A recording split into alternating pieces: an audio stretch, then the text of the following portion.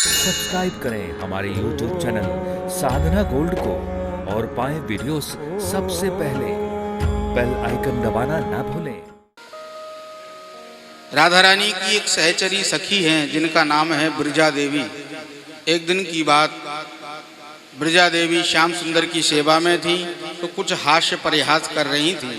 तो राधा रानी को क्रोध आ गया कि हमारे प्रियतम श्याम सुंदर से कोई हास्य परिहास करे।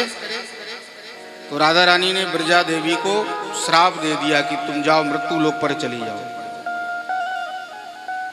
ब्रजा देवी तो वहां से चली गई, लेकिन भगवान के अनन्य सेवक हैं गोलोक धाम में श्री दामा, उनको अच्छा नहीं लगा कि ब्रजा तो ठाकुर जी की सेवा में थी और राधा रानी ने व्यर्थ में श्राप दे दिया।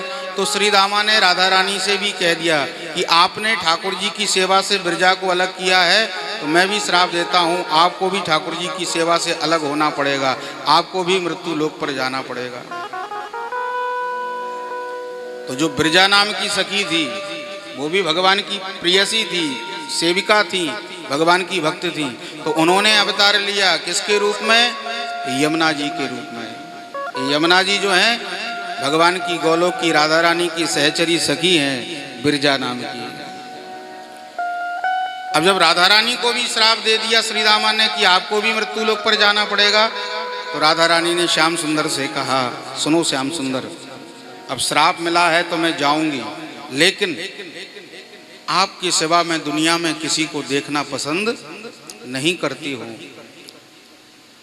मैं मृत्यु लोक में तो जाऊंगी, लेकिन जब तक आपका दर्शन नहीं होगा तब तक मैं दुनिया का दर्शन नहीं करूंगी। तो राधा रानी का जन्म हुआ वृषभानु जी के यहाँ, लेकिन जब तक कृष्णावतार नहीं हुआ तब तक राधा रानी ने अपने नेत्र नहीं खोले।